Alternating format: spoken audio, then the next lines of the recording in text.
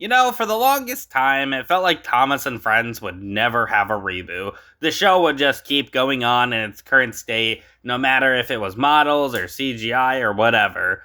But that time had changed, and obviously we've gotten hard reboots of the series now. We're on our second one. Though, in spite of the fact that Thomas and Friends had stuck to the same canon for 24 seasons and 584 episodes straight, that didn't really mean that they would do out there things to mark a significant shift in the series.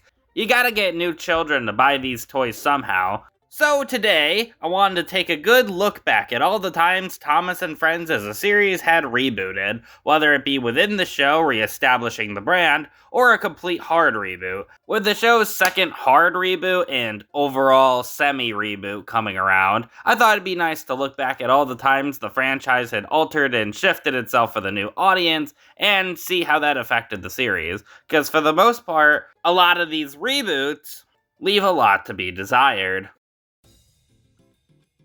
In 2004, now with Entertainment fully in control of Thomas and Friends, we would get our first soft reboot for the series with Season 8. A lot really did change with this season looking back. For instance, the increase in runtime from 4 minutes 30 seconds to a full-on 7 minutes, the increased frame rate going from 25 frames per second to 50 frames per second, the cast being completely trimmed down from having this wide variety of engines to these 8 core engines and a few very significant secondary characters, and the storytelling in general becoming a lot slower and a lot more moral-focused. To say it like this, Season 8 at least kept a lot of the very core basics of Thomas and Friends, at least. The general structure of basic railway problems didn't change too heavily, but you can kind of tell watching it that there is a certain magic that the older seasons had that Season 8 feels like it's lacking in many instances. Like, I would say the pacing is really slow, for example. Going from a Season 7 episode to a Season 8 one is wild, because even with the weakest of Season 7, I'd at least say they all go by fast.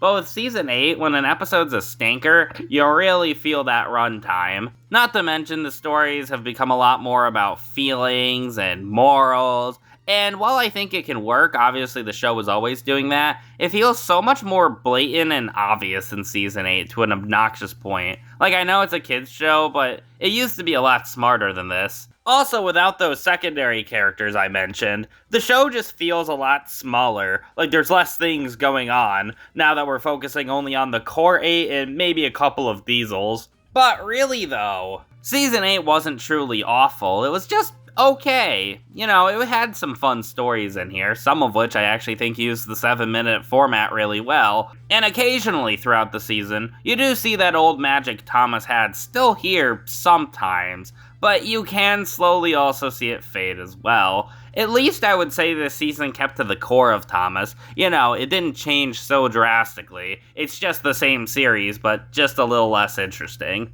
It is hard to deny, though, that the merch and promotion during this time was really stellar, and honestly, it did help get a new generation of fans into Thomas. Like me, Season 8 was my first season, funny enough. But as a soft reboot, I would at least say Season 8 did accomplish its job of trimming down the cast and world and making it approachable for a new audience. Like the decisions it made or not, it was still a success on that front, and was clearly successful for the next batch of seasons to feel very similar to this template. But of course, model costs would ramp up the show too much, so obviously a new soft reboot was in order. Now it's time to talk about when the show first switched mediums, from models to... I know Hero of the Rails came out first, but I'm just gonna skip right to 13, because this is more about the TV show itself, soft reboots. So Season 13 would come out, and quite a few things would be different. The obvious thing is, no more models, it's full CGI. And like Season 8, the cast is greatly reduced yet again, though this time it was less to focus more on the central cast of characters, and more because, well, it would take a lot of time to render every Thomas character into CGI. But the CGI isn't the only difference Season 13 makes. For example, all the characters have voices now. Good morning, James. Good morning, Henry. The runtime is expanded from 7 minutes to 8 minutes and 45 seconds, and the writing got a whole lot worse. Okay, I'm aware that it's not a byproduct of the soft reboot itself, but man, rewatching the nitrogen stuff is rough. Like, I'm really not sure why they decided to change the runtime again. Like, I would argue less happens in a season 13 episode than a season 8 episode, which already had less happening in it than a classic episode. Like, what's going on here? And yet again, there is a heavy focus on the core 8 characters. Or core 7, Edward doesn't get an episode this season. However, season 13 does make a distinction in actually giving one side character an episode, that being Hero, and it's my least favorite of the season. But yeah, really thinking back on it, season 13 isn't that different of a soft reboot from season 8. You know, increasing the runtime, putting heavier focus on the main cast of characters, and simplifying things compared to the previous era. And at least on the bright side, the CGI look and feel of the whole thing at least still generally feels like Thomas and Friends. A very different Thomas and Friends, and less good Thomas and Friends, but still it at least keeps what you're expecting the brand to be like, just in a new format. So I will say they again handled this well, not to mention having another season do a half CGI thing, you know. It's not like they just jumped right into this. If there is, however, one thing I'll give season 13 over 8, I do at least like that they did try to expand Sodor with this soft reboot. You know, adding new characters like Hero or Charlie, or a new location like the Steamworks. Again, I'm not saying they're all used to their fullest here, but it was nice to see this reboot of sorts add new things, when the previous reboot only really took away things and simplified them. Granted, 13 does it too, but I do respect them adding actual new characters and locations that ended up becoming series staples overall. So, even though I'm not the biggest fan of 13 at all, like I would argue it's a really bad season, it did a decent job, again, re-establishing the new status quo for Thomas and Friends. So much so that when Andrew Brenner and team took over, I wouldn't argue they did a soft reboot. I'm not counting 17 as a soft reboot because it's more like the previously established CGI format, except it's good this time. It really didn't feel the need to redefine or alter aspects of Thomas's identity.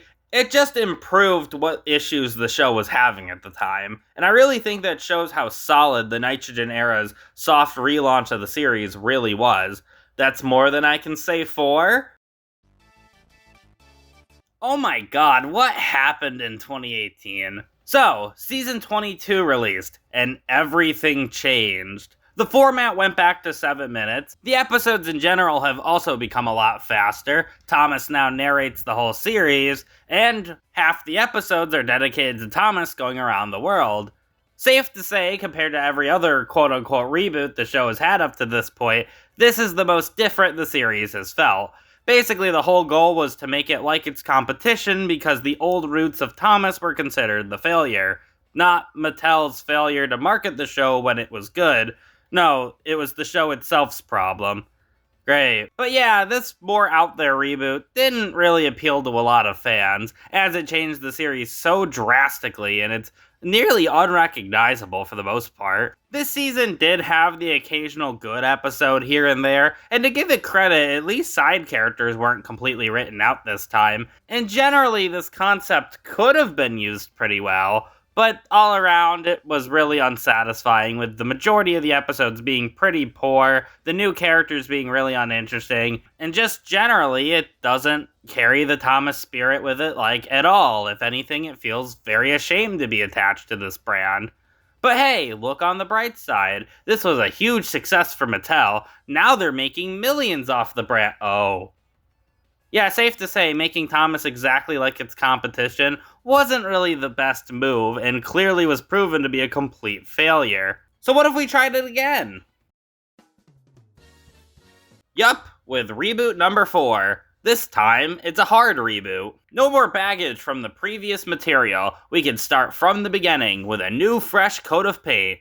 And that new fresh coat of paint is just being every other kid's show ever. Okay, now I'll admit, before we keep going with this, I have only seen half of Season 1, and a few episodes here and there across All Engines Go's run, mainly just because I haven't had the interest to watch it, nor do I really even talk about it for videos, for that matter. Unless you guys really want to see me rank all the episodes, tell me in the comments below. So this is only going to be judged from what I have seen. And really, All Engines Go is fine. Like, For what I've seen, it's far from the worst thing I've ever watched. I'm not as annoyed with it, but it doesn't really do anything to stand out compared to, well, other shows airing around it. Admittedly, when it started out, there was an initial spike back with the show, but it seems like it quickly fell out of popularity again, with stores hardly carrying any toys for it, and it leaving Cartoon Network's preschool block Cartoonito and going on to Netflix exclusively. Not to mention there's a big episode cut from 52 in the first 2 seasons to 26 in 3 and 4. And yeah, All Engines Go didn't become the big hit I think Mattel was really hoping for it to become. And yeah, All Engines Go in many ways was kind of like Wubba, admittedly without all the cultural stereotyping, but still just not being Thomas. And I think that lack of sticking out is why it's quickly fading from public eye, as we're going on to the next Thomas reboot, another hard reboot it seems. But yeah, that was all the Thomas reboots up till now, and really looking back at all these other soft to hard reboots, it doesn't really have a high bar to clear. So all I can really hope is that it does something fun with Thomas that's also very in line with what the series is. With what we've gotten up to this point, at best it's been inoffensive, but not really forwarding the franchise at all, to at worst just not being the series at all, and if anything, forgetting what made people like it in the first place. So the best hope is this series will honor the Thomas and Friends roots while doing new and fun things with the series that we haven't seen before. Again, it's not out just yet, so maybe that statement will age poorly, but hey, there's always hope. And hey, look on the bright side, at least the toys are good.